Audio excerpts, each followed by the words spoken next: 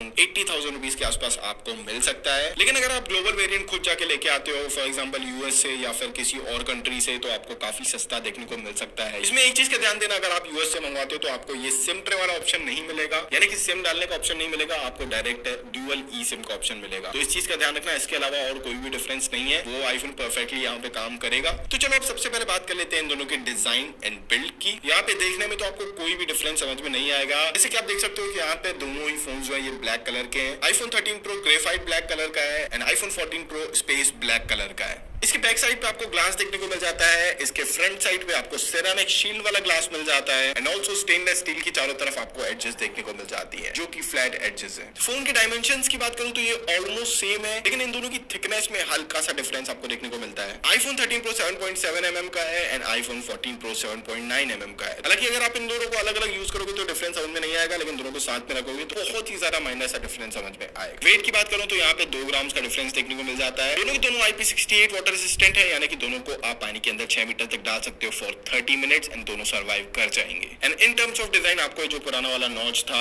ये चेंज होके अब आपको मिलता है डायनामिक आइलैंड। तो चलो बढ़ते हैं नेक्स्ट पॉइंट की तरफ, जो की है डिस्प्ले। आईफोन 13 प्रो में आपको 6.1 इंचेस का सुपर रेटिना XDR डिस्प्ले मिलता है, जो कि एक OLED डिस्प्ले है, जो कि सपोर्ट करता है HDR10 को। ऑल्सो 120 हर्ट्ज वाला प्रो मोशन डिस्प्ले है, जो कि स्विच कर सकता है 10 हर्ट्ज से लेके 120 हर्ट्ज तक। ऑल्सो ये डॉल्बी विजन भी सपोर्ट करता है। एंड अगर इसकी ब्राइटनेस की बात करूं तो ये 1000 निट्स है एंड इसकी पीक ब्राइटनेस 1200 निट्स तक की है। वहीं अगर बात करूं आईफोन 14 प्रो के डिस्प्ले की, तो ये 6.1 इंचेस का LTPO super retina XDR display है, जो कि डॉल्बी विजन को सपोर्ट करता है, HDR10 को सपोर्ट करता है। ऑल्सो ये भी एक प्रोमोशन डिस्प्ले है 120 हर्ट्ज वाला, लेकिन ये जा सकता है 1 हर्ट्ज तक, क्योंकि इसमें आपको ऑलवेज ऑन डिस्प्ले का भी सपोर्ट देखने को मिलता है, जो कि आईफोन 13 प्रो में नहीं है। अगर इसकी ब्राइटनेस की बात करूं तो ये 1000 निट्स की रेगुलर ब्राइटनेस प्रोवाइड करता है, लेकिन अगर आप इसको आउटडोर में यूज करते हो तो ये 2000 निट्स तक की मैक्सिमम ब्राइटनेस प्रोवाइड करता है, जो कि किसी भी स्मार्टफोन में आपको देखने को नहीं मिलेगा आज के डेट में। This is the brightest display in any smartphone. Also यहाँ पे एक और चेंजेस किए गए। अगर आप दोनों ही डिस्प्लेस को ध्यान से देखते हो तो आप देख पाओगे कि आईफोन 14 प्रो का डिस्प्ले जो है ये ज्यादा वाइडर है, यानी कि इसकी जो बेजल्स है ये काफी छोटी है, काफी पतली है as compare to iPhone 13 pro. तो डिस्प्ले को और ज्यादा वाइडर कर दिया गया है एंड इसके रेजोल्यूशन में भी आपको डिफरेंस देखने को मिलेगा। आईफोन 13 प्रो में 1170 बाय 2532 के पिक्सल्स है, जिसकी पिक्सल डेंसिटी 460 ppi है। वहीं आईफोन 14 प्रो में आपको 1179 बाय 2556 पिक्सल्स देखने को मिलते हैं, जिसकी अगेन पिक्सल डेंसिटी 460 ppi है। ऑल्सो यहाँ पे आपको ऑलवेज ऑन डिस्प्ले मिल जाता है, जो कि आपको किसी भी दूसरे आईफोन में नहीं देखने को मिलता।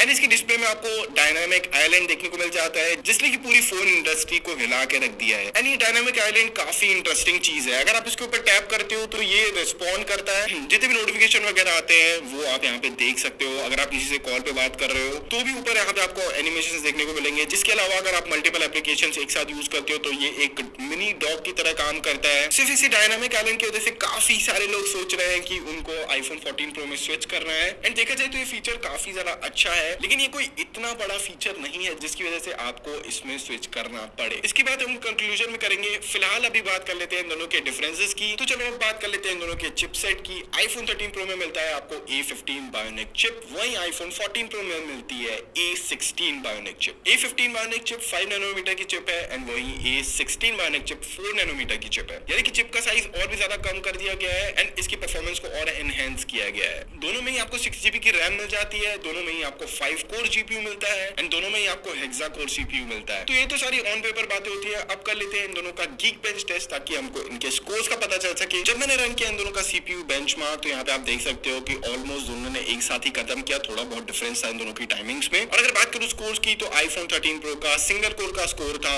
1732, मल्टी कोर का स्कोर था 4815। वहीं आईफोन 14 प्रो का सिंगल कोर का स्कोर था 1870, मल्टी कोर का स्कोर 5363। तो यहाँ पे आप देख सकते हो कि इतना बड़ा डिफरेंस नहीं है। तो यहाँ पे मैंने दोनों के ही iMovie में एग्जैक्टली सेम फाइल को डाला हुआ है, इन दोनों को एक साथ रेंडर करके देखते हैं। यहाँ पे मैं थोड़ा फास्ट फॉरवर्ड कर देता हूँ और आप यहाँ पे देख सकते हो कि दोनों ने ही एग्जैक्टली सेम टाइम पे खत्म किया। शायद ही आधे सेकंड का डिफरेंस था, ये बहुत ही ज्यादा माइनर डिफरेंस है। आप डे टू डे लाइफ में अगर इसको यूज करते हो, इवन हैवी टास्क भी करते हो, तो भी आपको इन दोनों में कोई डिफरेंस समझ में नहीं आएगा। दोनों के दोनों एग्जैक्टली सेम काम करते हैं। तो अब परफॉर्मेंस की बात हो ही रही है, तो अब कंपेयर कर लेते हैं इन दोनों का गेमिंग टेस्ट। दोनों में आपको एग्जैक्ट सेम ग्राफिक्स मिलेंगे, एग्जैक्ट सेम डिस्प्ले है 120 FPS वाला, तो आपको 90 FPS वाला ऑप्शन मिल जाएगा। दोनों की परफॉर्मेंस की बात करूं तो एग्जैक्टली सेम है। तो अगर गेमिंग वाइज इसको अपग्रेड करना चाहते हो तो मैं बिल्कुल रिकमेंड नहीं करूंगा, सिर्फ गेमिंग पर्पस के लिए। तो चलो बढ़ते हैं नेक्स्ट पॉइंट की तरफ, जो की है बैटरी, बिकॉज जितने भी गेमर्स हैं उनके लिए बहुत इंपॉर्टेंट टॉपिक हो जाता है। आईफोन 13 प्रो में मिलती है आपको 3095 mAh की बैटरी, वही आईफोन 14 प्रो में आपको मिलती है 3200 mAh की बैटरी। तो यहाँ पे आपको हल्के से ज्यादा mAh देखने को मिल रहा है। एप्पल ने क्लेम करा है कि आपको 1 घंटा ज्यादा बैटरी बैकअप देखने को मिलेगा, लेकिन आईफोन 14 प्रो में अगर आप ऑलवेज ऑन डिस्प्ले ऑन रखते हो तो ये आपको आईफोन 13 प्रो से भी कम बैटरी बैकअप प्रोवाइड करेगा। लेकिन अगर आप आईफोन 13 प्रो से स्विच करते हो आईफोन 14 प्रो में, तो आपको कोई भी डिफरेंस नहीं समझ में आएगा इन दोनों की बैटरी बैकअप में, बिकॉज ये आपके यूसेज के ऊपर डिपेंड करता है कि आप इसको किस तरीके से यूज करते हो। बाकी इसकी चार्जिंग स्पीड में कोई भी डिफरेंस नहीं है। अगर आप इसको फास्ट चार्जर से चार्ज करते हो तो ये आपके फोन को 50% चार्ज कर देगा 30 मिनट्स में। तो गाइस अब बात कर लेते हैं उन स्पेशल फीचर्स की जो कि आपको आईफोन 13 प्रो में नहीं मिलते हैं एंड सिर्फ आईफोन 14 प्रो में मिलते हैं। तो सबसे पहले फीचर है क्रैश डिटेक्शन। बाई चांस अगर आपका कार एक्सीडेंट होता है तो आपका फोन डिटेक्ट कर लेगा कार एक्सीडेंट हुआ है, ये उस जी फोर्स को डिटेक्ट कर लेगा एंड ये इमरजेंसी कॉल लगा देगा और ऑल्सो उनके पास आपकी लाइव लोकेशन सेंड कर देगा ताकि आपके पास जल्द से जल्द मदद पहुंच सके। इसके अलावा एक दूसरा फीचर सैटेलाइट कॉलिंग, ये भी सेम फीचर है जो कि आपको आईफोन 14 में भी मिलता है एंड आईफोन 14 की पूरी सीरीज में मिलता है। अगर बाय चांस आप किसी ऐसे एरिया में पहुंच जाते हो जहाँ पे नेटवर्क की अवेलेबिलिटी नहीं है, आप किसी इमरजेंसी में फंस जाते हो, तो वहां से आप कॉल कर सकते हो अपने नियरेस्ट इमरजेंसी सेंटर तक। ऑल्सो आप सैटेलाइट के थ्रू अपनी लोकेशन सेंड कर सकते हो। तो ये फीचर तो कमाल का हो जाता है, लेकिन ये फिलहाल इंडिया में अवेलेबल नहीं है, ये सिर्फ यूएस एंड कनाडा में, ये 2 ही कंट्रीज में काम कर रहा है। इसके अलावा तीसरा इसमें डायनामिक आइलैंड मिलता है, जिसके बारे में मैं आपको बता चुका हूँ। ये नोटिफिकेशंस वगैरह आती हैं तो यहाँ पे काफी अच्छे खासे एनिमेशंस देता है एंड एक मिनी डॉग की तरह काम करता है। आप अपनी होम स्क्रीन में रह के एंड